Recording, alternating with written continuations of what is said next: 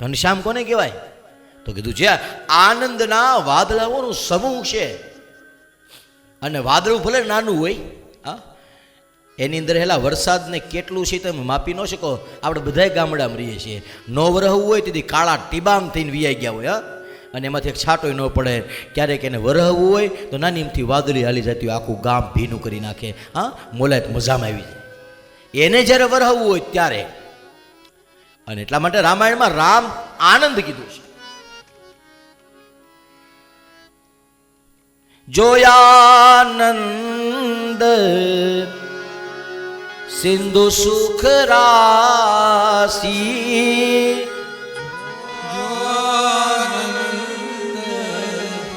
સિંધુ સુખ રાશી, શિખર તે ત્રૈલોક સુપાસી, શિખર ભગવાન આનંદની કૃપા કરે ને એ આપણને જે આ તમને એટલા દિવસથી અહીંયા જે રોકાણ એને બધાને ખબર છે ક્યાંય અગવડતા તો આ ખાવા પીવાની તો વાત સાઈડમાં, પણ ક્યાંય અગવડતા પડતી હોય મને એવું દેખાતું નથી. તમને કથામાં પણ આનંદ આવે છે, તમે દ્વારકાધીશના દર્શન કરવા ત્યાં પણ આનંદ આવે છે. આ આનંદ આપે છે કોણ? જો આનંદ આપે કોણ? જેની પાસે હોય. મારી પાસે શું છે? જે છે એ આની પાસે છે. આની પાસે શું છે? જો આનંદ પછીનો શબ્દ સિંધુ, આ આનંદનો દરિયો છે, સુખનો ભંડાર છે. અને એને આપણને રાજી કરવા માટે કાંઈ બીજું કંઈ વધારે ન દેવું પડે. શિખર તે, શિખર એટલે શિખરી માપ છે. જેમ 1 તોલું, 2 તોલા, 5 તોલા, 10 તોલા, 100 ગ્રામ, 200 ગ્રામ, 5 કિલો, 10 કિલો મણ થાય ને, એમ શિખરી ભગવાનના દાનનું માપ છે. ભગવાન કેટલું દાન કરે ત્યારે આપણને આનંદ થાય છે. તો કીધું શિખર, શિખર તે ત્રૈલોક, અને એક લોકમાં નહીં, ત્રણેય લોકને તૃપ્ત કરી દે. કેટલું આપે છે ખબર છે તમને? આંગળી છે ને એને પાણીમાં બોળવાની, એ પાણીમાં બોલેલી આંગળી બહાર કાઢી નાખવાની અને એને આમ આવી રીતના ઉડાડી નાખવાની. અને પછી આંગળીમાં જોજો ક્યાંક જરીકમથી એક ટીપું જેટલું છે, જરાક અમથું ક્યાંક દેખાય જળ ભીની થયું હોય, એમાં જે ઝાકળ જેવું દેખાય છે. ભગવાન એ ઝાકળમાંથી એક બિંદુ આમ વેરે ને ત્યાં આખો સંસાર મજામાં આવી જાય. આટલું આપે છે. શિખર તે ત્રે,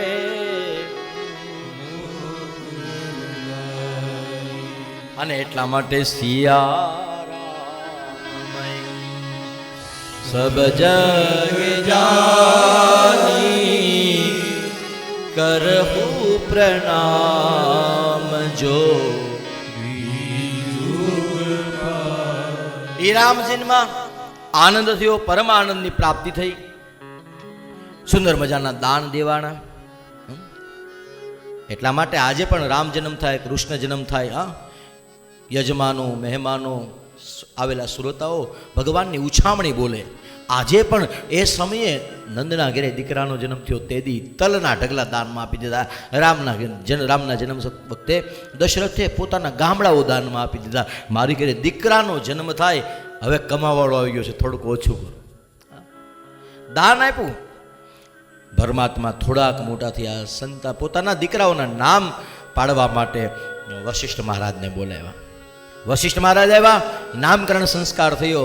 રામની સામે આવીને જોયું, ઓહો, આનું નામ મારે શું પાડવું? છતાં નામ પાડવાનું કીધું દશરથજી, એટલે વશિષ્ઠ મહારાજે પાડ્યું છે નામ. સો સુખ ધામ રામ યસ નામા, સો સુખ ધામ રામ યસ નામા, અખિલ લોકદાયક વિશ્રામા, અખિલ લોકદાયક વિશ્રામા. રામ, આરામનું ધામ છે. રામનું નામ લેતા માણસને આરામની પ્રાપ્તિ થાય. આખી જિંદગી લ્યો કે નો લ્યો, મરો એટલે રામ નામ સત્ય છે. અહીંયા એટલા બેઠા છો, એમાંથી એક આંગળી ધર કરીને કહો કે મેં રામના નામની માળા પહેરી છે. એક આંગળી ધર કરો, આમાંથી કોક પહેરી હોય તો પહેરી છે કોઈ કે નહીં દાદા, અમારા ગળામાં તો રામના નામની માળા છે. કાંઈ વાંધો નહીં, નો પહેર્યું તો કંઈ ઉપાધિ નહીં કરતો, પણ નથી પહેરી નથી આંગ હજી ટાઈમ આપું છે કોઈ પાસે રામના નામની માળા ગળામાં? નથી ને, નથી. કૃષ્ણના નામની કેટલી છે, સ્વામિનારાયણ ભગવાનના નામની કેટલી છે? હા, છે ને માળા બધાને ગળામાં. રામના નામની મેં મારો અહીં પહેલા અનુભવ નથી, આ અનેક કથાઓનો અનુભવ છે મારો. હા, ગમે ને પૂછ્યું ત્યારે રામની માળાઓ વાળા ભાગ્યે ક્યાંક આંગળી અધર થઈ છે, નકર રામની માળાઓ વાળા નથી. પણ ફરી એક વખત કહી દઉં, આ દેશમાં રાજ્ય કોની જેવું જોઈએ? હા, માળા તો પહેરતા નથી તમે કોઈ એની, એને જેવું રાજ્ય છે? માળા કોઈના ગળામાં રામની નથી, છતાં પણ અડધી રાતે કોઈ જગાડીને તમને એમ કહે હા કે આ દેશમાં રાજા કોની જેવો હોવો જોઈએ, તો હું તમે બધા એમ કે રામ જેવો હોવો જોઈએ. આ રામાયણ શીખવાડે છે, જે આપે છે. અને એટલા માટે જે ગામમાં રામજી મંદિર, એટલા માટે ફરી એક વખત કહી દઉં, તમે જ્યાં રહેતા હોય ત્યાં મને ખબર નથી તમે ક્યાં રહ્યો છો. અને હું લેવાવાળો બ્રાહ્મણ નથી એટલે તમને દેવાનું કહું. મારે હું માગતો હોઉં, હું કોકને છેતરતો હોય ને એવું કંઈ કરતો હોય મારે બીવું પડે. હા, એવું કંઈ કરતો નથી. પણ ગામના શિવાલયો અને રામજી મંદિરો સમૃદ્ધ હોવા જોઈએ. હા, ગમે એ સંપ્રદાયના તિલક કરજો, પણ રામજી મંદિરના સાધુનું અને શિવાલયના સાધુનું થોડું ધ્યાન રાખજો. હા, એને રાજી રાખજો. એની જીવન ક્રિયા છે, એના આધારે તો એને બધું કરવાનું છે. હવનું વાળીને બે જાવ તો એનું કોણ પછી? એટલે તો જોઈએ ગામડાની અંદર હવે તો પાછા બહુ ભગવાનની કૃપાથી હવે તો ભવ્ય શિવાલયો જોઈએ છીએ, રામજી મંદિર જોઈએ છીએ, રાજી થઈએ છીએ. અને યાદ રાખો, સનાતન ધર્મ આપણને જુદા કરતા ન શીખવાડે. ધર્મ એ જે એક કરે, ધર્મ એ જે માણસને પ્રેમ કરતા શીખવાડે, આ ધર્મ છે. સો સુખ ધામ રામ યસ નામ, આનું નામ રામ પાડો, આખા જગતને આરામ આપશે.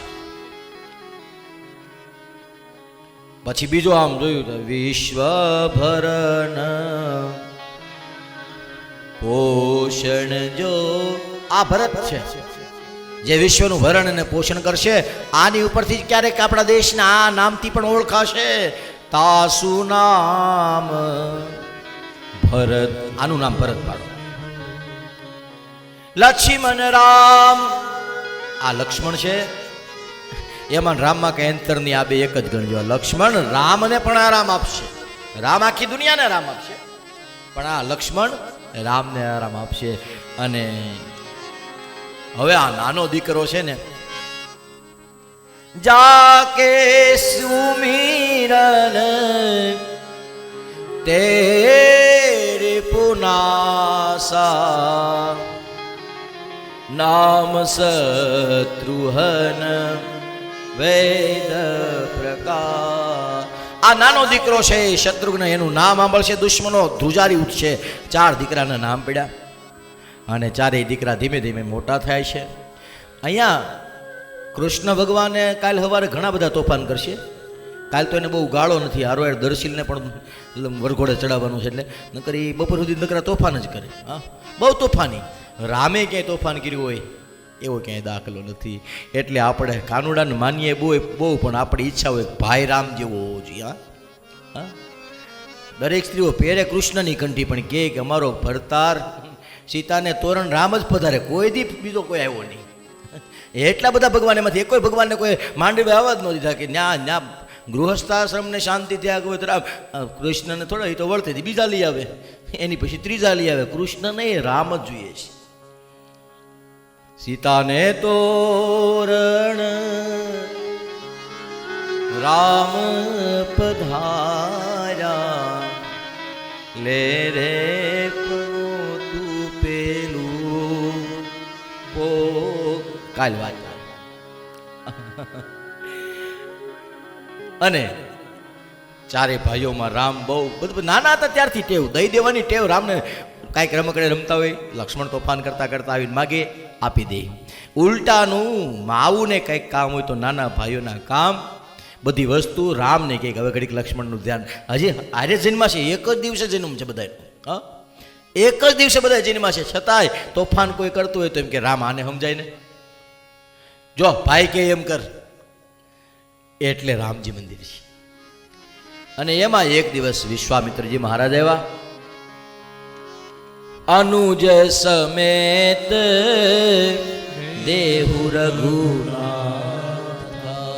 આવી સ્વાગત થયું. દશરથજીએ સ્વાગત કર્યું. બોલો મહારાજ શું સેવા કરું? વિપ્ર કહું કછું બચન વિચાર. વશિષ્ઠજીની સામે ઉભેલા વિશ્વામિત્રજીએ કીધું કે દશરથજી, મારા યજ્ઞને રક્ષાની જરૂર છે. રક્ષાની જરૂર છે તો મારે તમારો દીકરો જોઈએ રે. મારા દીકરાને હજી તો જુઓ તો ખરા, તમે કંઈક વિચારીને કોઈ પાસે દીકરો મંગાય? વિશ્વામિત્રજી કીધું નહીં, મારે તો જોઈએ, તમારો દીકરો જોઈએ. નહીં, એ નહીં જોઈએ. પ્રેમભૂષણ મહારાજ ગાય, રાઘવ કો मैं न दूंगा, राघव को मैं न दूंगा, मुनिनाथ मल के मुनिनाथ મલ કે राघव को मैं न दूंगा, राघव को मैं न दूंगा, मुनिनाथ मल के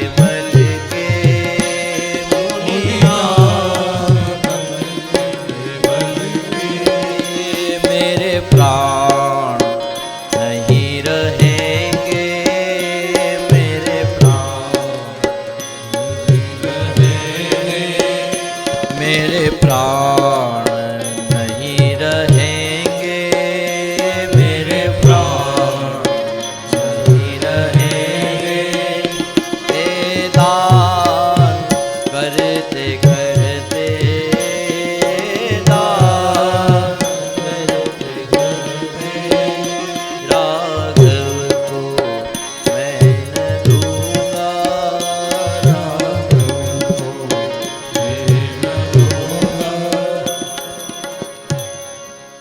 પ્રેમભૂષણ સ્વામી બહુ સરસ મજાની રામાયણ કરે. એક એક દોહાને ફિલ્મી ગીતના રળ. ફિલ્મનું ગીત છે, પણ આપણને ફિલ્મના ગીત આવડે નહીં કંઈ, એટલે અમારે પછી આવી રીતના આડાવડું ક્યાંક ગોઠવી દઈએ અને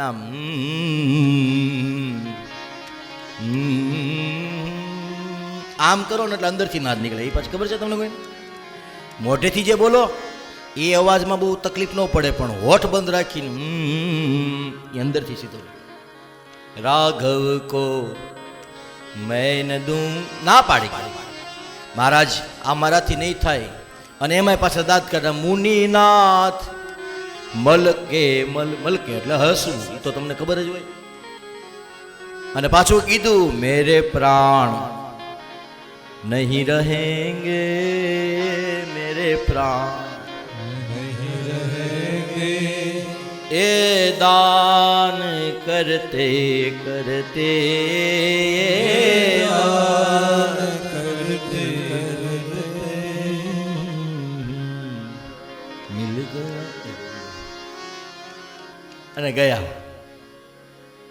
રજા લીધી.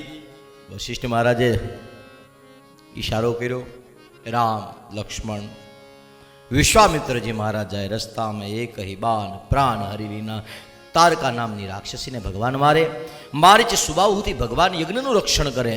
અને આમ રક્ષણ કરતા કરતા એક દિવસ રાજા જનકના ઘેરે સ્વયંવર અને કંકોત્રી આવીને કંકોત્રી જોઈ અને ભગવાન રામ લક્ષ્મણ અને વિશ્વામિત્રજી મહારાજ ત્રણેય જનકપુરની અંદર સ્વયંવર છે. અને એ સ્વયંવરની અંદર જવા માટે નીકળે છે. અને રસ્તામાં આપણે સૌ જાણીએ છીએ ભગવાનના એક પરમ પ્રિય ભક્ત અને એનું એ પાત્ર પેલી અહલ્યા પથ્થર બનીને પડી હતી અને રામના ચરણની રજનો સ્પર્શ થયો. ત્યાં તો એ ભાંગતી સિધારી ગૌતમ નારી બાર બાર હરી ચરણ પરી બાર બાર હરી ચરણ પરી જોયતી મન ભાવા સોબર બાવા ગયપતિ લોક આનંદ ભરી મુનિ શ્રાપ જો દિનહા અતિ ભલક. અહલ્યાએ કીધું રામજીને, રામના ચરણની સ્પર્શ, ચરણનો સ્પર્શ થયો. ત્યાં તો પેલી અહલ્યા ગૌતમની પત્ની, એક વખત ગૌતમ ઋષિ અને અહલ્યા બંને પોતાના કક્ષની અંદર પરસ્પર આનંદ વિલાસ કરી રહ્યા છે. ઇન્દ્ર એક વખત જોઈ ગયો છે. ઇન્દ્રએ જોઈ ગયો કે ઓહો, અહલ્યા જેવું રૂપ નહીં, આ દુનિયામાં અહલ્યા જેવી રૂપાળી સ્ત્રી હજી જન્મી નથી. આટલું રૂપ, રૂપનો અંબાર, અને એ રૂપ એટલું રૂપાળું એટલે એટલું ગૌતમ ઋષિને આપ્યું. રૂપ એને અપાય જ્યાં એની કદર હોય, અને રૂપ ત્યાં હોય જ્યાં એની પૂજા હોય. રૂપ એ તો પૂજા કરવાની વસ્તુ છે, એ પ્રદર્શનની વસ્તુ થોડી છે. અને એ ગૌતમની પત્ની અહલ્યાને જોઈ અને ઇન્દ્રનું મન બગડ્યું. અને એક વખત અડધી રાતે કુકડો બનીને આવ્યો અને ગૌતમ ઋષિના આશ્રમની બહાર આવી. અને અડધી રાતે બહાર એક મધરાતનો મજર ભાંગી ગયો છે ને એ સમયે કુકડે કૂક કર્યું. ગૌતમ ઋષિ ઝબકીને જાગી ગયા. એ ઝબકીને જાગી ગયા કે અરે સવાર પડી ગયું. આ શિયાળાના દિવસની અંદર રાત કેમ વહી જાય ખબર ન પડે. સવાર તો અંધારું છે. હાથમાં પોતાના પૂજાના વાસણો લઈ, સંધ્યાના વાસણો લઈ અને નદીના કિનારે ગયા. પાછળથી ઇન્દ્રએ પોતાનું રૂપ બદલ્યું, ગૌતમનું રૂપ લઈને ઝૂંપડામાં પ્રવેશ કર્યો. અહીંયા નદીના કિનારે આવેલા ગૌતમ ઋષિને ખબર પડી ગઈ કે આ વહેલી સવારનું અંધારું નથી, અડધી રાતનું છે. દોડતા દોડતા પાછા આવ્યા અને એ સમયે કોલાહલ થઈ રહ્યો છે, કાંઈક અવાજ આવી રહ્યો છે, પરસ્પર અહલ્યા પૂછી રહી છે કાંઈક. અને એ સમયે ગૌતમને એવું લાગ્યું કે કોઈ પુરુષ છે. એટલે એણે કીધું, કોણ છે મારા આશ્રમની અંદર?